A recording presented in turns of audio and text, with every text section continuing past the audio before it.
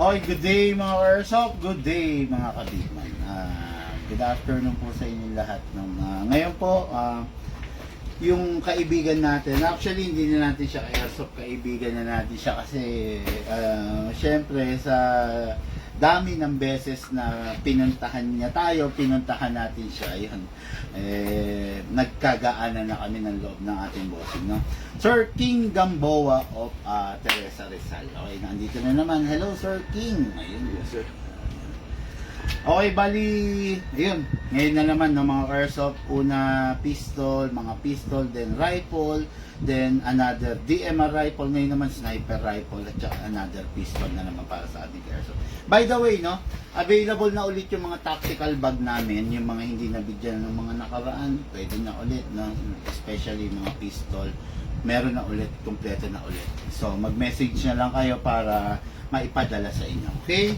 So, unit natin Airsoft, the IREX 6.0 High Kappa. What is good and special about this? Full upgraded, wala nang babaguhin. Then, out of the box, upgraded na rin. Bigyan natin si Sir King ng laser. May laser ka na ba? Wala pa. Bigyan natin. Parang sir, nagpaano kayo sa akin nung last time, sa RoboCop? Nalagyan na? Opo. Meron po dun. Okay. Pinadala niyo po sa akin yun eh. Sabi niyo, sir, pa-previous na to para sa anak mo. Okay. Kaya ngayon lang lagi nilalaro niyo. Sige, lagyan ko rin to. Sige po. Para para matuwa naman yung baby mo. Mamaya ako nilalagay. Okay, anyway, yung the 6.0, so napakaganda nitong unit na to. Wala ka pang gas, mamaya na natin pag-usapan yun. Mga Airsoft, actually, yung magazine mo kanina, ang problema, tuyo siya, yung ilalim niya, tuyo sa oil. Kahit na nilalagyan na po? Baka hindi ganun na shoot yung inilalagay. O, kumbaga, pine-press ba ng bata? Opo. Ayun, press dapat. Tapos medyo dagdagan. O, baka masyado niyang natitipid. Kaya mapansin mo nung binuksan ko, diniretso linis ko na rin. Thank you, sir. Tapos press the valve, then spray, and medyo pindutin ng gusto hanggang bumaba. Tapos para hanggang hintayin bumaba yun, ayun, pumasok. Ayun lang naman. Tapos dito rin sa dito. Okay, tapos yun pa rin na, syempre green gas. Sabi mo wala ka ng green gas, sir. Kung wala na, pwede ka magpasabay. 2 seconds lang, pwede na yan. Tapos, ang gagamitin mong bala rito is 0.25 na lang. Huwag ka nang gagamit ng 0.20 rito kasi malakas to. Para, ako, patulad ako, 0.30 ginagamit ko. Hatak pababa. Then place your right thumb here. Mag-enjoy na naman dito yung anak mo, sir. Okay yan, no? Ganyan. Then, pasok. Basta. Ready to fire. Look, ay, target isa. Nagtatanong ka kanina ng yun, yung meron. Para panigat sa bata. Dito? Para Makakompleto mo lang ata, eh, no? Ang collection. Para yung sa matagal na dito sa atin. Okay. Kaya pala. Sige, sir. Firing po tayo, sir. Sige po. Firing.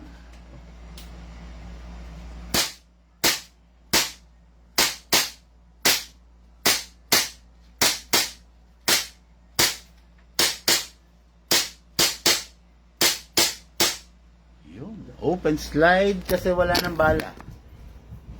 Ganda. Maganda, sir, ha? Sir, nakaka-practice sir eh. Release the magazine, then the slide, then rest the hammer by pressing. Iba ang sipa kasi talaga ng RoboCop sir, kaya parang pag sinabi niya na pag pumapalo ng record na pagpapang ano. Pero nakapagpaputo ka na ng Meraki. Yes sir. Pero Anong Glock 18? Opo, dati. Pero sir, ano eh, Oo. hindi ko talaga trip yan eh. Kasi Look. ano, Ay kasi kanina yun ang hanap mo. Kaya lang, ayaw mo ng Glock na Merapid. oh sir, oo. Okay. Kasi Kaya sir, ano, naghahanap ka ng Merapid Sa na... dito. So, dito sir. Mga, ay gusto, ano ba yung meron trap? Dati ka pulis ah, ba't di mo na... iba naman yung ngayon sa airsoft. Okay.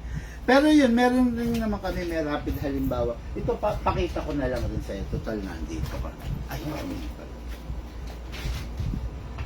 Bukod sa Glock, meron pala tayo na alala ko. May rapid na Beretta. Okay. Beretta series to na may rapid to. Para lang ma-feel mo rin. Para ma-describe mo dun sa tito mo.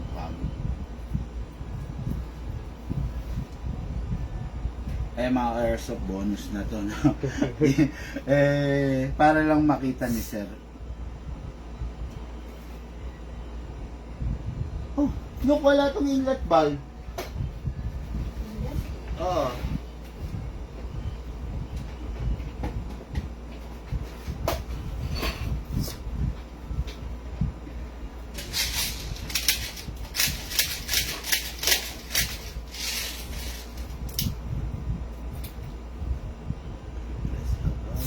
Spray, then dito.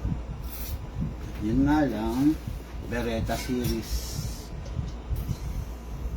pang classic na tao. Ibig sabihin pag may, parang pang may edad. Opo. So, kasa, okay. Tama ba? Yan. Pag nakagitna, then, pag nakababa, ayan. Sige sir, firing ka sir. Firing, itikot siya, no? Yes sir, rapid yan. Uh, Sige, diretso mo sir.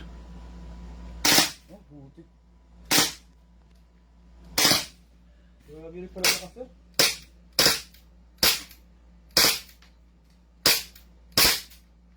Mahaba nga lang yung slack. Oo nga, sir. Nung trigger, di ba? Kaya nanibago ka nung una. Yan yung rapid. Ayan. Pero, sir, Look, pasuyo ng Glock 18 para ma-compare ni sir yung rapid ng Beretta sa rapid ng ano.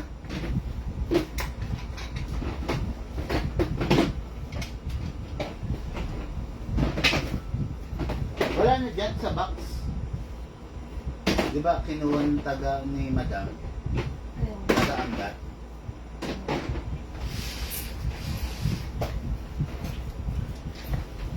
Maya mag-test fire tayo yung sniper rifle. Makita natin kung ilang FPS yun.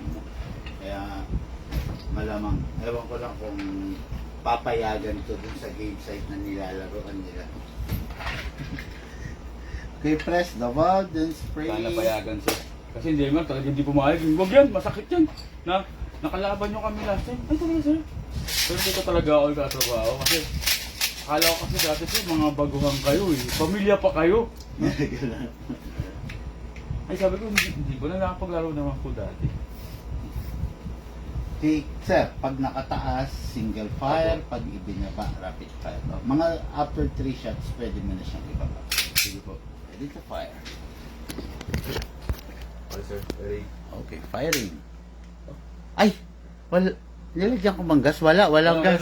Sorry. Yung momentum ni sir, nadali. Kaya minsan, sir, sabi ko, nakalagay ko tayong gas doon? Kasi parang hindi eh. Sabi, hari tayo kay Bunso niyan pa. Ano sila, papayarin mo sila. Habol mo. Bakit kaya niya yung DMR, no? Hindi, sir, yung Robocop, sir. Yun ang ginagamit niya. Nasanay na siya, sir. Okay. Single fire. Okay, try the rapid fire. Okay, rapid fire.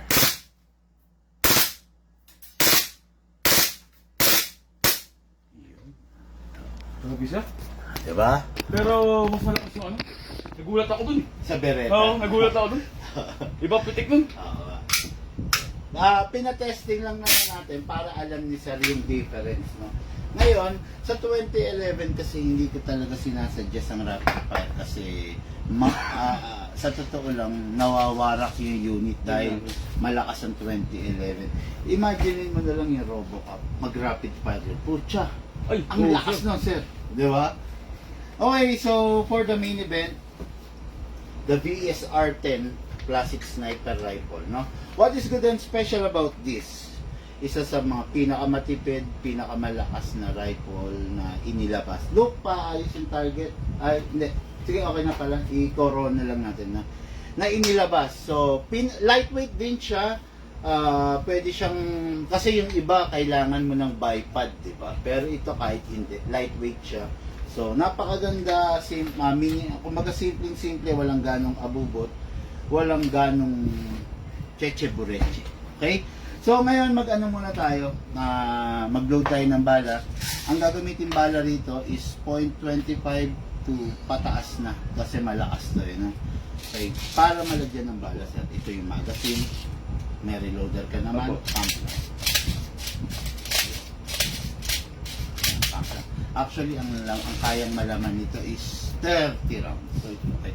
Ngayon, kuha tayo ng 0.20 dahil gusto kong ipakita kung gaano kalakas to mag-chrono tayo.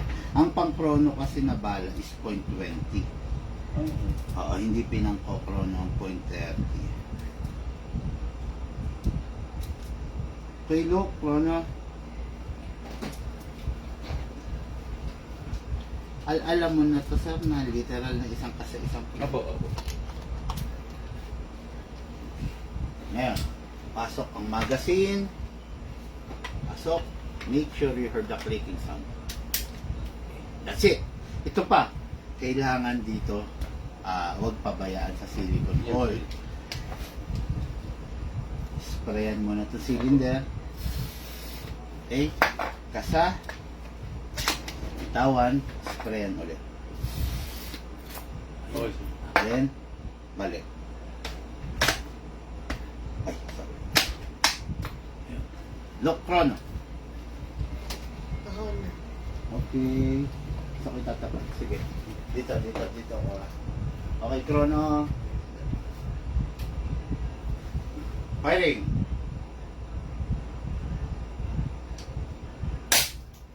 Wala. Zero. Naglolo ko na naman yung chrono ko. Kakaibig.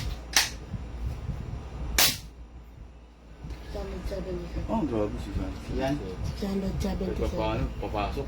Kasi ano yun, sir. Kahit pa paano Just Bahala. 700 pataas eh. Pero ba't gano'n? Sa DMR ayaw nila kasi 800. 677 FPS. Grabe to. Ano ba yan? Bubutas ng plywood to. Kasa? Ay, ganun sir. Apo. Taas to. Apo. Okay, hatak. Balik. Kailangan pagbalik sagad. Okay, sir. Baba. Firing again. Chrono ulit to. 678. Mataas pa. 678 FPS.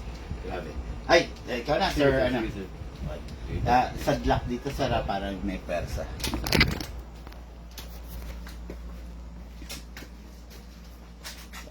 Okay. Ano sir? Sige, Sagad tama. ba dapat? Atake mo pa. Okay. Kailangan maglalak siya. Okay? Parang dinigang ganun. Okay, Yan. Malakas talaga yung spring niya, sir, eh. Sige, sagad mo. Okay? Sige, tignan mo kung may balang lalabas.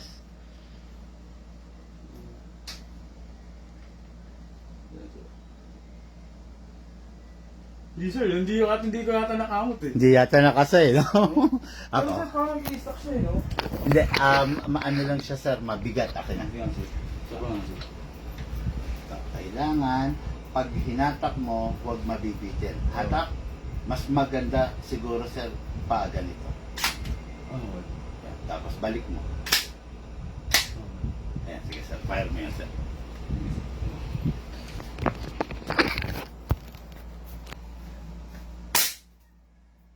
Ayan. Tapos sir, ano diba? Sige, sir. Ayan, isadlock mo siya sa chest mo. Okay, hatak, ayan. Okay. Okay, balik. Tapos balik diretso sir. Yes, sir. Baba. Okay, firing. Yun. Okay. Baba. Firing. Okay sir. Yun. Parang siyang ano sir, yung pero Old school talaga siya. Sir, di ba? Lang yan sir, ano to ah? Ang ano yan, sir, you need to invest talaga sa scope. Yes sir. At talagang hindi mo siya kayang itama kung wala kang scope niya.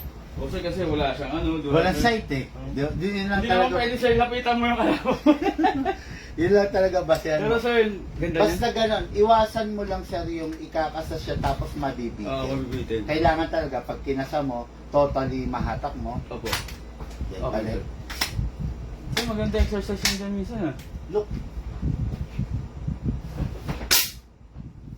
So far, diretso siya. Yes sir. Hindi nga po. Kasi dito ko siya binabase. Oh.